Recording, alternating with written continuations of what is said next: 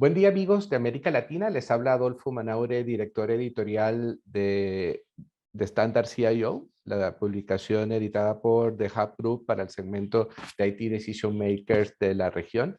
Hoy estoy muy contento de poder conversar con Francisco Roballo, quien es líder de ingeniería de Checkpoint Software Technologies para América Latina.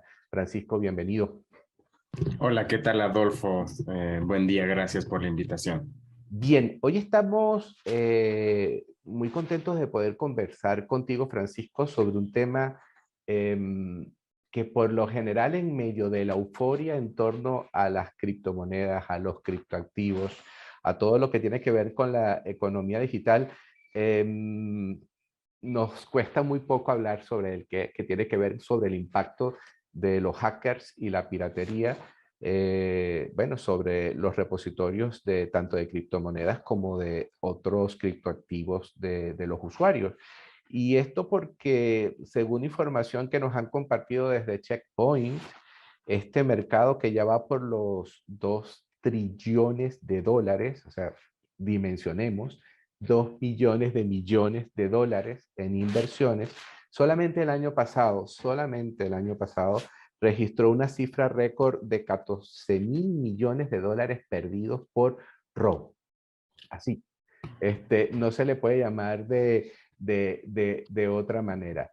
La primera pregunta tiene que ver, Francisco, sobre cuáles son esos escenarios de vulnerabilidad que desde Checkpoint han identificado y que, bueno, y que supone unas pérdidas tan importantes. Bien, primero debemos entender, obviamente, la concepción de la base en la cual las criptomonedas y todo este sistema están dados, que es el tema de blockchain, ¿no? Que de por sí blockchain es una fundación segura, está fundamentado de forma segura. La concepción de blockchain es segura. Ahora bien, en este término de seguridad hay un factor clave que tiene que ver con la indisputabilidad de las transacciones. Es decir, está diseñada blockchain tan segura que se entiende que cualquier transacción es indisputable, porque además no hay un tercero que la valide, es decir, se realiza una transacción, se entiende que esa transacción, por el esquema en el cual está constituido blockchain, es válido y por lo tanto es indisputable. Bien, ese es el punto principal, porque tú sabes que los atacantes van a encontrar cualquier recoveco para atacar, ¿ok? Este punto de que las transacciones sean indisputables hacen que cuando alguien pierde o le roban criptomonedas, pues no tenga a quién reclamar, básicamente, haciendo además, y no haya una institución o fiscalía o policía de los bitcoins que luego diga, bueno, yo te voy a ayudar a recuperar bitcoins, Ethereum, cualquier criptomoneda que hayas perdido. Entonces, ahí existe un vacío, inclusive legal, importante. Bien, ahora, pasamos al hecho de que esta arquitectura de Bitcoin es la base, pero sobre ella se construyen las plataformas. Por ejemplo, una muy importante, voy a hablar de la más grande, el marketplace más grande de non-fungible tokens, de NFTs, que es OpenSea, por ejemplo, esa es la más grande. Solamente en un mes del año 2021 estamos hablando de 35.000 millones en transacciones en un mes del 2021. Okay, es Okay. muchísimo dinero ahí. Nosotros descubrimos, y voy a tomar ese ejemplo que es bastante descriptivo de cómo los atacantes usan. Entonces, Correcto. eh, OpenSea permite que se suban NFTs para que luego puedan ser transaccionados. Bien. Y la forma en el que en ese momento, estoy hablando de una vulnerabilidad que ya fue parchada en ese momento, tú sabes que vulnerabilidades se descubren todo el tiempo, Todos los hablando de días. una vulnerabilidad puntual. Esta vulnerabilidad hacía que, por ejemplo, un atacante pueda subir en un NFT un archivo .svg. Este archivo .svg es un archivo de imagen, pero que en la construcción del archivo de imagen puede tener código. Puede tener, por ejemplo, JavaScript, que a su vez puede embeber llamadas a HTML. Es un poquito técnica la explicación, pero nos va a permitir entender cuál es el asunto. Entonces, estos archivos SVG que pueden embeber código, ya de por sí te dicen, ok, si puedo embeber código, puedo embeber cualquier cosa. Puedo tener un payload ahí, un ataque, lo que sea. Bien, en este caso, el payload lo que hacía es drenar un wallet y llevar la criptomoneda de un wallet a otro wallet. De nuevo, como es indisputable, simplemente es un robo y no hay a quien reclamarle. Bien, ¿qué pasa? ¿Y cuál es el detalle? Es que el atacante regala una NFT, ¿ok? Regala el NFT y obviamente tú dices, bueno, yo voy a abrirlo, voy a darle like, voy a aceptar el regalo.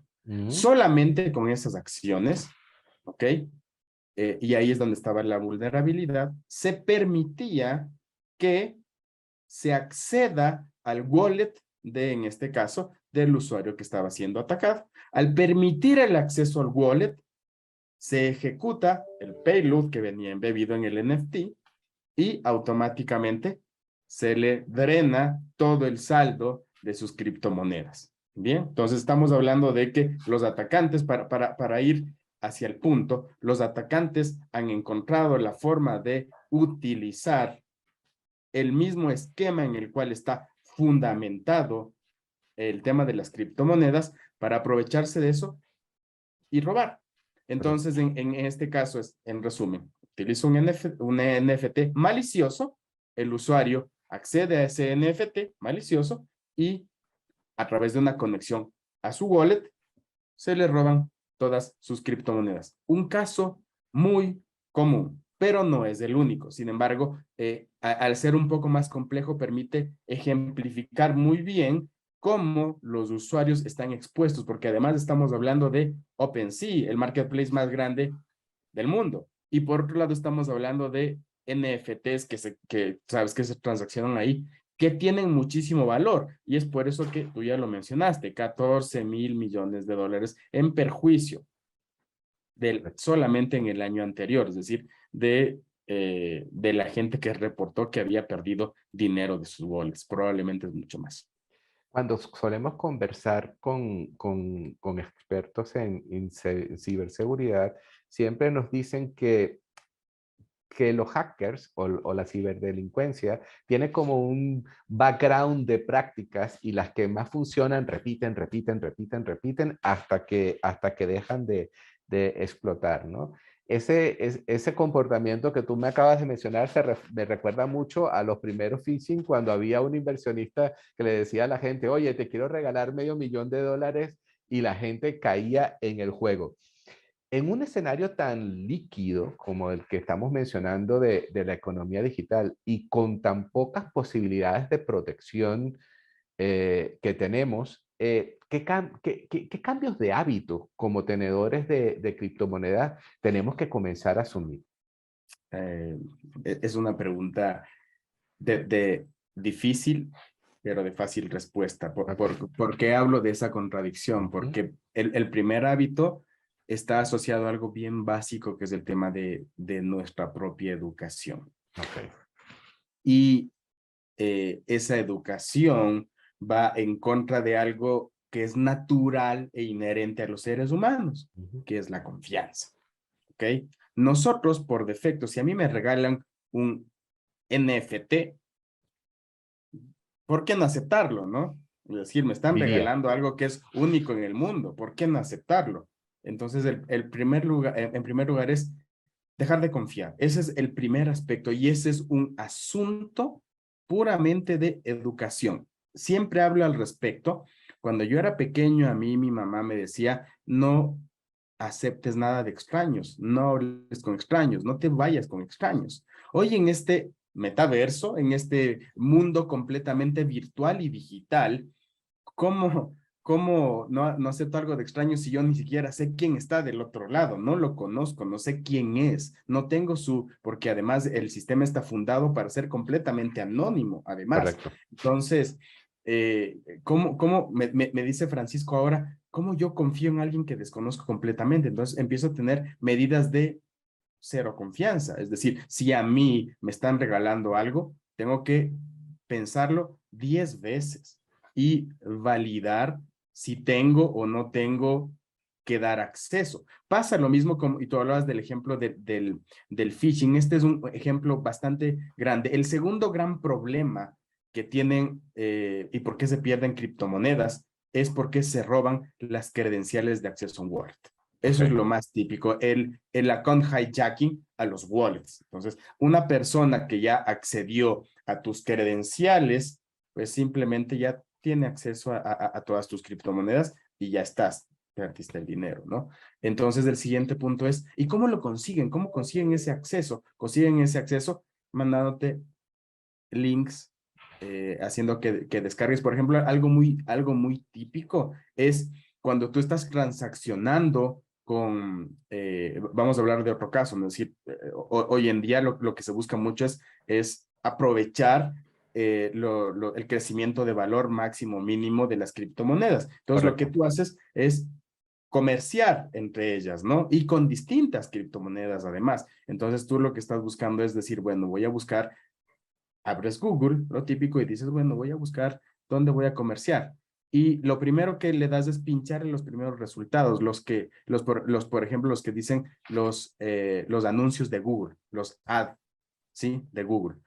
Y tú le das ahí al primero. Seguramente detrás de esos hay un atacante. Y tú dices, no, pues incluso algunos le dan, yo recuerdo el botón, tengo suerte de Google, al primero, al que me aparezca primero, porque seguramente este es el que está mejor rankeado, es el que tiene más usuarios que le dan clic, por supuesto, pero estoy confiando en algo que no sé. Entonces, empezar a buscar fuentes de confianza. Esa es la primera, ¿no? La Correcto. segunda, tomar medidas tecnológicas. Y es bien importante esto, si las medidas tecnológicas no resuelven el problema de capa 8, el que está entre el escritorio y la pantalla, entre la pantalla y el sillón, ¿no? Correcto. Sin embargo, las medidas tecnológicas sí me ayudan. Por ejemplo, una medida tecnológica eh, importante es contar con soluciones de prevención de phishing, por ejemplo, ¿no? Y hoy en día los EDRs, las soluciones de endpoint, tienen muchas herramientas que permiten, además, identificar cuando alguien está suplantando la identidad de alguien más, ¿no? Por ejemplo, ¿no? Y estoy ingresando en un sitio que seguramente es de baja reputación y no me estoy dando cuenta y le estoy entregando mis datos que luego le van a permitir al atacante en cuestión de segundos de acceder a mi wallet y perder todo el dinero que tengo. El tercer punto, y probablemente el más importante, es establecer medidas de doble factor de autenticación. Esto es súper importante. ¿Por qué?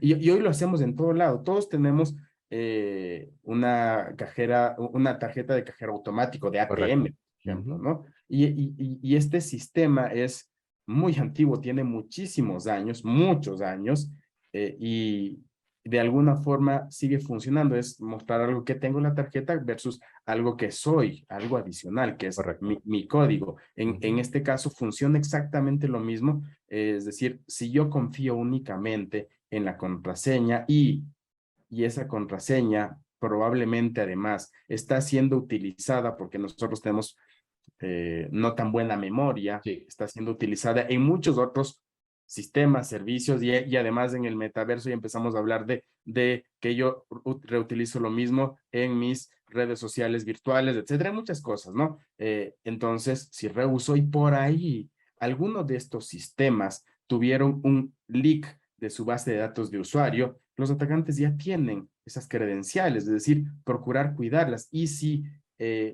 no las pude cuidar o un tercero no las cuidó como yo debería, pues tengo un sistema de doble factor de autenticación que no elimina todos los riesgos, pero los disminuye ostensiblemente, ¿no? Es decir, contar con otra medida tecnológica que me permita, ya que yo soy bastante confiado, al menos que me permita reducir ese riesgo. Y hay muchas más, pero en general es cambiar la costumbre fundamental tendiente a confiar, tendiente a que todo lo que recibimos es correcto o va a ser para nuestro beneficio, cuando la mayor parte de eso nos hace mal, en efecto. Correcto. En ese punto me gustaría revisar, Francisco, cómo podemos a nivel de usuarios incorporar ese patrón de conducta de múltiples factores de autenticación. Por lo general, las aplicaciones móviles en el sistema financiero nos obligan. Inclusive dentro de la misma contraseña nos pueden incorporar sesión de clave variante o código variante que nos llega por el teléfono móvil, y eso lo podemos integrar una clave fija que supuestamente es solo nuestra y debería ser privada.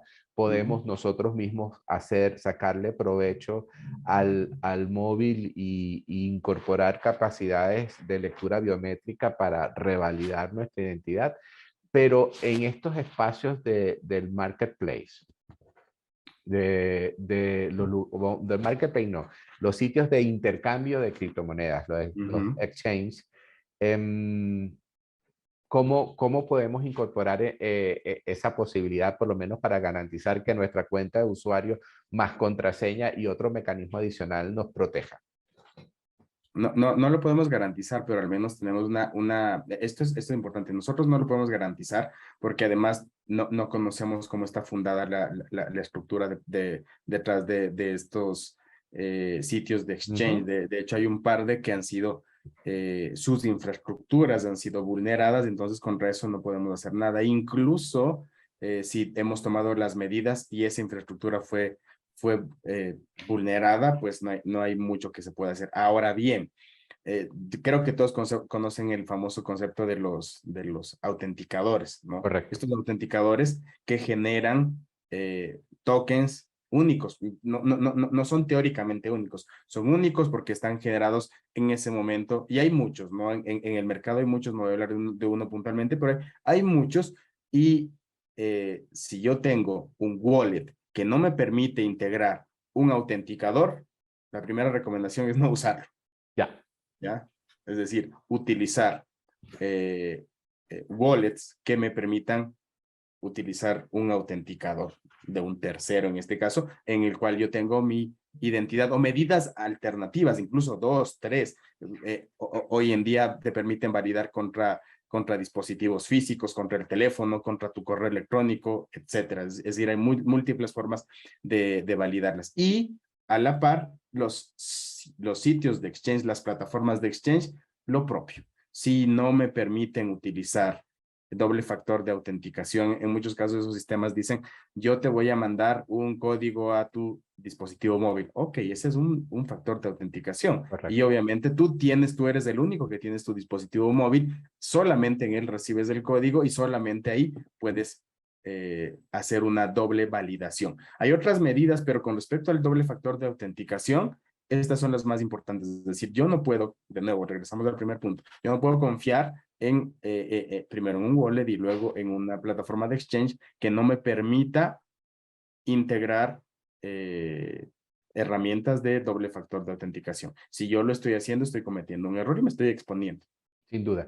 Tenemos ya una primera pregunta en el chat. Le recuerdo a todas las personas que nos acompañan en la sesión de hoy que el canal de chat está abierto para cualquier consulta. Hasta ahora, Francisco, hemos abordado como consejos a la hora de impulsar un mejor nivel de protección para los tenedores de criptoactivos. Bueno, el tema de validar las fuentes de cualquier transacción o interacción, buscar soluciones de prevención de phishing y incorporar rutinas de múltiples factores de autenticación en términos generales en todo lo que implique el manejo de datos personales.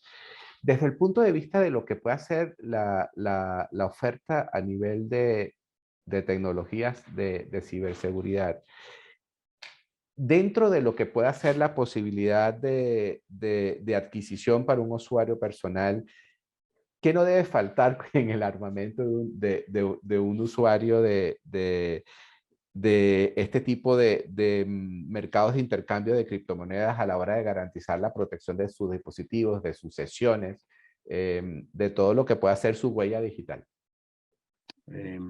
A ver, varias cosas, pero acá hay que setear bien claras las expectativas. Okay. Cualquier medida tecnológica y personal no nos va a asegurar el 100%. No hay Claro. seguridad del 100%. Y quiero empezar dando este mensaje, Sí. no para cubrirme las espaldas. Yo trabajo en una compañía de ciberseguridad.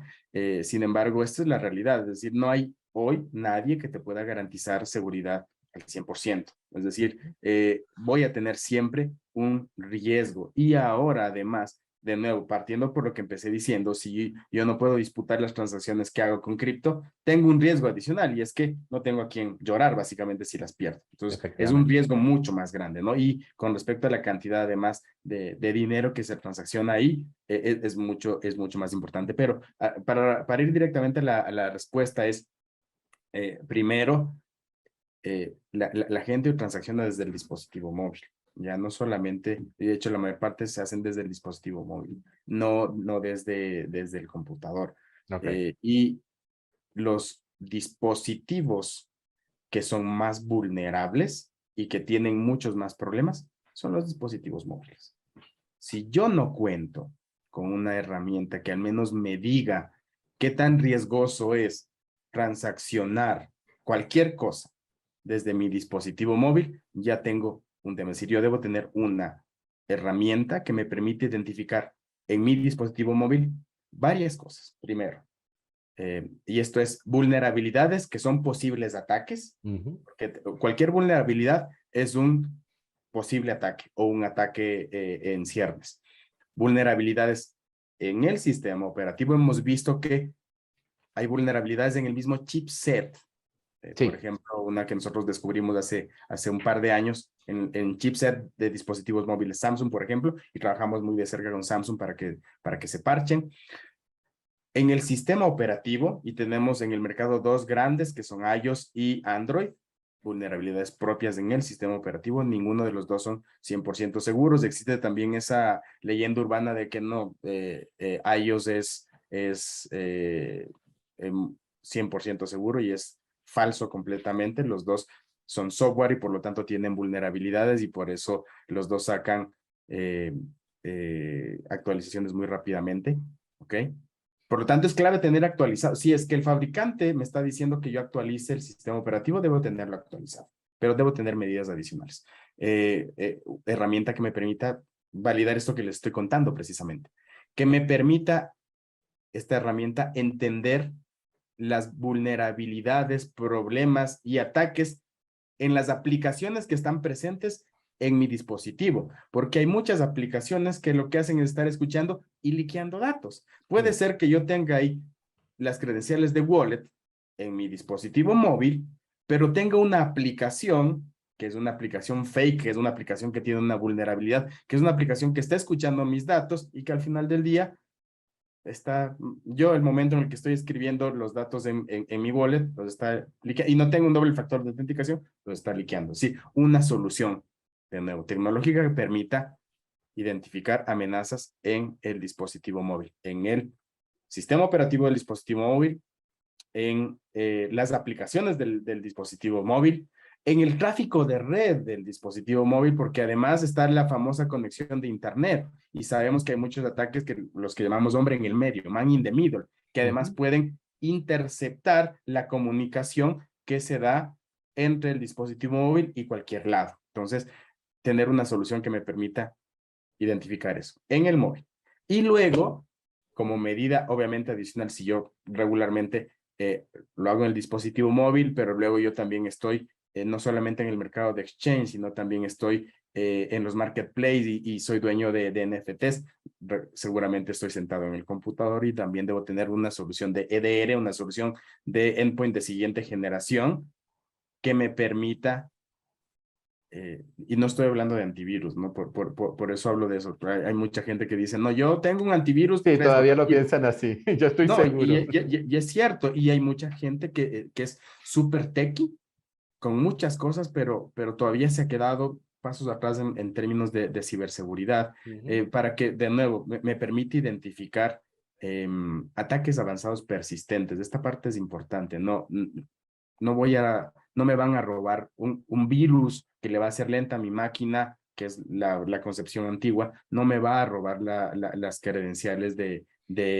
mi wallet, sino un ataque avanzado persistente. Incluso hoy en día, estos crypto miners, por ejemplo, permiten luego problemas más grandes como los problemas de ransomware, que es algo que vivimos todo el tiempo y que con un problema de ransomware me pueden robar toda mi información. Además, no solo me secuestran, sino que luego me vuelven a extorsionar además en una segunda ocasión, porque dicen, ya tengo mis datos tus datos de transacciones de criptomonedas, te voy a extorsionar para que me des más dinero, más criptomonedas en efecto. Correcto. Entonces, contar con soluciones que me permitan identificar riesgos como el phishing de día cero. Esto es algo clave acá. Si yo le doy clic en un enlace, en un Google Ad, y voy a poner mis datos que me permite identificar si es un sitio trusted, que sea confiable, que no haya sido reportado, que no esté asociado regularmente, como además trabajan en conjunto. Esto no es un modelo, los atacantes no utilizan un modelo de negocio desconectado, es un modelo de negocio conectado. Entonces seguramente están reportado por algún otro negocio fraudulento, entonces se va a poder identificar como sitios que están tendientes a robarnos, en este caso, nuestra data. Así que tecnológicamente hablando, eso. Sin embargo, la solución en el móvil, la solución en la máquina, no va a evitar que demos clic. Así que al final del día, por eso les decía, vamos a regresar al primer punto y es pensarlo 1, 2, 3 veces antes de darle clic. Correcto. En este sentido hay una pregunta que no sé si después de lo que ha dicho peca de ingenuo, pero que me resulta muy válida. ¿Existe una plataforma que sea más óptima o más segura para el almacenamiento de criptoactivos? No. No. Es decir, yo podría pensar en algunas, pero si digo algunas van a decir, no, luego tú dijiste esta Sí. y luego seguramente esa va a ser objeto de un ataque y la respuesta es no. La respuesta es la seguridad es conjunta. Esto es importante y esto es, y no sé si ustedes han leído cuando tú usas un wallet. Vamos por la parte Correcto. básica, ¿no? Cuando tú usas un wallet, y tú dices, voy a ser usuario de este wallet, te dice, aceptan nuestros términos de uso. No sé si han leído los términos de uso del wallet y han visto la responsabilidad del desarrollador del wallet con respecto a mis criptoactivos. No se responsabilizan. De ¿Y nada, por sí. qué? ¿Y por qué no se responsabilizan? Obviamente porque el sistema está construido para que nadie se responsabilice en ese efecto. Entonces, en primer lugar está mi responsabilidad. Luego está la responsabilidad de estas, porque son grandes, son muy grandes, empresas, plataformas de intercambio de criptomonedas que mantengan sus plataformas seguras, y obviamente ahí hay mucho trabajo que se hace por detrás con fábricas como Checkpoint en este caso para proteger esas infraestructuras, porque acá el asunto importante es que yo no estoy diciendo el mensaje es que blockchain es inseguro, no No. es ese el mensaje, es muy seguro. El tema es que blockchain es el foundation. Lo que está puesto sobre blockchain es lo que hace que porque tiene que conectarse y ahí es donde se Correcto. realizan las transacciones y todo eso es desarrollo de software. Entonces, todo ese software que está desarrollado hacia arriba, que incluye muchas cosas, bases de datos, front-end, web, etcétera, muchas cosas, ¿no? Que son los que tienen los problemas intrínsecos de seguridad como tal. Entonces, no hay una plataforma del todo segura y lo peor de todo es que nosotros aportamos a esa inseguridad. Es decir, si aparte de eso yo tengo hábitos que Correcto. son inadecuados o indebidos, estoy aportando, porque puede ser que la plataforma no sea del todo segura, pero yo estoy haciendo lo posible por cuidarme de eso, pues, o si no, tendríamos casos en el que todos los que tienen, son dueños de criptomonedas, todos son potenciales susceptibles de ataque, por supuesto, como todo el mundo somos potenciales de cualquier tipo de ataque, pero todos la perderían y no todos la pierden, porque hay gente Correcto. que es mucho más desconfiada y mucho más cuidadosa que otros. Entonces, de nuevo, siempre va a escuchar esto cuando hable de criptomonedas y de ciberseguridad en general es desconfiar, ¿sí? Desconfiar al 100%, procurar tener validación y además es más difícil cuando hablamos no de crypto exchange, sino cuando hablamos de criptocompras, por ejemplo, cuando estoy hablando de NFTs, porque es posible que se dan muchos casos. Dentro de esos 14 mil millones de dólares de pérdidas, están gente que quiso comprar un NFT, pero al final del día el NFT no era válido. Correcto, no ¿Ya? era tal. Pensaba que era único, pero no era válido. O hay gente que perdió mucho dinero también ahí. Entonces, de nuevo, es por confiar por el hype, ¿no? También no Correcto. confiar tanto en las cosas que llaman demasiado la atención. Una pregunta interesante que tenemos tiene que ver justo dentro de esas nuevas rutinas de comportamiento que debemos incorporar como tenedores de criptoactivos. La literatura recomienda que los usuarios revisen y revoquen las autorizaciones de tokens. Inclusive hay enlaces para ello. ¿Podrías un poco explicarme más este concepto y en qué contexto lo debemos adoptar? Em, de hecho, ese concepto es cero confianza, eso es importante, ¿Ok?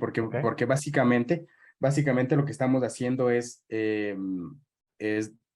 decirles, ¿recuerdan el ejemplo que yo di al inicio? Todos estos tokens de Ujú. alguna forma tienen acceso a mi crypto wallet, Correcto. ¿ya? Entonces, lo que yo estoy haciendo es únicamente darle acceso y esa es más bien la buena práctica, Ujú. empezar a hacer un barrido eh, regularmente de a quién he dado autorización a mi crypto wallet y decirle, ok, tú ya no tienes acceso, chao, revoco el token. Tú ya no tienes acceso, chao, revoco el token. Porque cada vez que eh, realizo una transacción, le estoy dando acceso a mi criptomoneda, se realiza la transacción y es posible que el token quede activo ahí y esté en muchos casos drenando criptomonedas de poco en poco. Yo no me, a no ser que sea excesivamente cuidadoso, yo no me voy a dar cuenta del 0.000000000 y puede ser que es otro caso, ¿no? Estos empiezan a drenar, no de una, de muchísimas. Entonces, al final del día, el beneficio para ellos es grande, pero para mí probablemente la pérdida inicial No sea sea, perceptible. no sea perceptible. Eso me lleva, de hecho, a otro punto, y es que una buena práctica es que tenga yo dos wallets. Esa es Ok. una muy buena práctica, tener dos wallets. Un wallet en el que tenga mis ahorros, básicamente, y otro wallet que sea el transaccional. Este transaccional es el en el que estamos hablando de que se tienen que revocar los tokens en el wallet transaccional. Si yo tengo un solo wallet, estoy arriesgando todo, porque aquí se aplica el dicho de tener todos los huevos en la misma canasta. Ujú. Si yo lo que hago es tener uno donde guardo mis criptomonedas, mis ahorros, y otro a través del cual transacciono, estoy arriesgando mucho menos y en este que transacciono es en el que voy a tener obviamente las prácticas, en este caso estamos hablando de la revocación de los tokens, porque de nuevo cualquier, eh, incluso visitar sitios leer la letra chica. Regularmente cuando visito sitios me sale un pop-up y este Correcto. pop-up me dice, yo no leo del todo, lo leo rápido, solo le doy aceptar. Seguramente ese pop-up me está diciendo, con esto estás permitiendo en la letra chiquita abajo, con esto estás permitiendo el acceso a tu cripto wallet. ¿Aceptas? Aceptar. Y ahí tú tienes ya un token que tiene acceso a tu cripto wallet y lo dejaste ahí. Y puede ser que no sea, en efecto, no sea malicioso. Pero ¿qué pasa si del otro lado esa infraestructura, no la tuya, porque tú eres bien cuidadoso, pero del otro lado esa infraestructura es vulnerada y los atacantes tienen acceso a esa comunicación? Tú tienes ahí un token que es una autenticación contra tu cripto wallet. Básicamente le estás dando acceso para que te drenen tu saldo. Entonces, para eso también es una recomendación, es tener 2 crypto wallets, al menos 2 crypto wallets. También. Correcto. Bueno, creo que esa última me la llevo anotadísima. Francisco, ya estamos en los últimos minutos de la conversación y a medida que te he estado escuchando, uno no niega como una sensación creciente de ansiedad en torno a todos estos escenarios en los que los usuarios de los ecosistemas digitales nos estamos exponiendo, ¿no? Ahora que estamos como en una ola de euforia en torno a un concepto como el metaverso, que bueno, que si bien es cierto, no vamos a llegar en el corto ni en el mediano plazo a las narrativas literarias de efectivamente un ciberespacio hiperconectado, ni la posibilidad de una realidad alterna, ni nada de esto, no voy por ahí. Sí, por ejemplo, en, desde el punto de vista de Checkpoint como organización que además tiene centros generadores de conocimiento, hombre, desde algún lugar se está presionando a que de verdad la protección de las identidades digitales se incorporen dentro del proceso o vamos a llegar a un momento de fricción entre quienes empujan el desarrollo de nuevas experiencias inmersivas a costa de la seguridad. ¿Cómo lo ves? No, no hay, definitivamente no. Ok, ¿Por qué razón? Porque, ¿por qué no va a haber fricción? Porque estamos en un mundo que prima la funcionalidad, ok, ¿ya?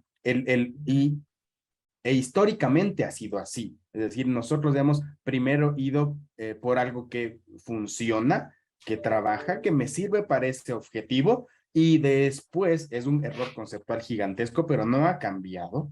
Sigue siendo así. Ahora incluso en este mundo virtual hiperconectado en el que nosotros vivimos, prima la funcionalidad antes que la seguridad e incluso la seguridad de la identidad. Y te voy a dar un ejemplo súper simple. Deepfake. Deepfake es el ejemplo más simple de que esa batalla, si se quiere, desde el punto de vista de ciberseguridad, así, no la guerra, pero la batalla, esa de momento ha sido perdida, porque estamos correcto. hablando ya no necesariamente de la identidad virtual, estamos hablando de la identidad, de robar la identidad física de personas, algo que veíamos solo en las películas de Misión Imposible, no sé si se acuerden. Eso está pasando el día de hoy. Entonces, lo que pasa es que prima la funcionalidad, pero en un momento van a ser tantas las pérdidas que solamente quienes hayan perdido se van a dar cuenta. Es decir, como no pierden todos, pues como a mí no me ha afectado, yo no tomo las medidas. Una vez que a mí me haya afectado, pues ahí sí tomo las medidas. Entonces estamos en un mundo en términos de ciberseguridad mucho más reactivo que proactivo. Nosotros tenemos un enfoque, Checkpoint es una compañía israelita y por naturaleza tenemos un enfoque proactivo, pero estamos hablando de que el mundo debe continuar moviéndose. Entonces, para que el mundo se mueva, prima la funcionalidad y después, sí, mira, acá me olvidé de esto. Y por eso hay tantas vulnerabilidades, ¿no? Porque si no, si fuera el concepto de, no, yo voy a proaccionar, voy a desarrollar todo completamente seguro, no tendríamos los 10,000 vulnerabilidades en promedio descubiertas cada año. En el 2021 fueron 10,000 vulnerabilidades, muchas de ellas asociadas a cripto, que es el mundo en el que estamos hablando hoy día. Así que no ha habido fricción. Es decir, si el presidente de los Estados Unidos dice, sabes que vamos a cuidar la identidad de todos los ciudadanos estadounidenses, sería otra cosa. Pero cuando hay Claro. ese statement, yo quiero estar vivo y presente. Para verlo. Oye, Sí. de acuerdo a las investigaciones que se han registrado, el año pasado se generó una escalada de las estafas y robos de criptomonedas desde 79%. Eso es escandaloso. En función a lo que me comentas, podemos esperar fácilmente que esa tendencia hacia la duplicación del impacto se mantenga en el corto plazo, ¿verdad?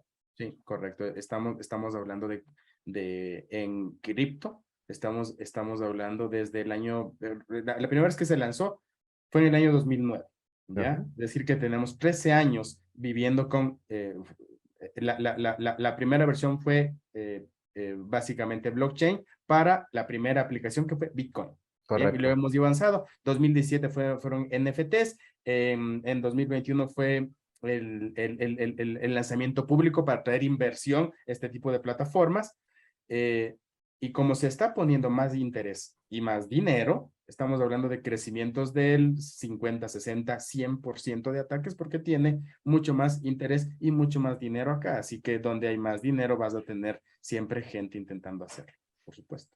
Pues muy bien, cada vez que converso con especialistas en ciberseguridad, me quedo como en una suspendida angustia, pero nada, es la realidad de lo que nos toca vivir en esta época de economía digital al parecer. Francisco, yo quiero darte las gracias por tu tiempo, por permitirnos compartir esta conversación con nuestros lectores. No sé si tienes un consejo final antes de despedirnos. Sí, yo dije que me iban a escuchar hablar de esto todo el tiempo. Sí. Primero, darte a ti, Adolfo, las gracias por el espacio. Y mi consejo van a ser 5 cositas del resumen de lo que yo les dije. Primero, diversifiquen las wallets, no una sola wallet, ¿ok? Segundo, no hagan caso a los anuncios, los Google Ads, por favor, déjenlos de lado. Hagan uno que se me fue, hagan transacciones de prueba desde su segundo wallet transaccional, manden poquita cantidad de cripto, muy poca, y vean si les roban. Si no les roban, es confiable.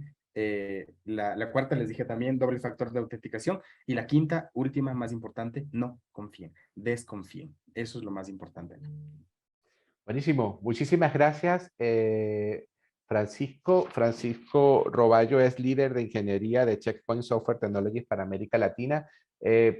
Súper clarificadora la conversación, sobre todo súper valiosa para los que estamos viendo el mercado de criptomonedas desde la barrera todavía y que esto nos hace de alguna manera consolidar la dimensión que teníamos de algunos riesgos para los que ya están sacando ventaja del mercado de las criptomonedas. Bueno, esto puede abonar porque yo creo que uno de los peores roles en los que podemos estar es pensar que porque nunca nos ha pasado, no nos va a pasar jamás. Y valorar estos 5 consejos que nos ha dado al final el experto. Señores, muchísimas gracias por acompañarnos. Francisco, nuevamente, gracias por tu tiempo y nos veremos en una próxima oportunidad. Gracias a todos. Hasta luego.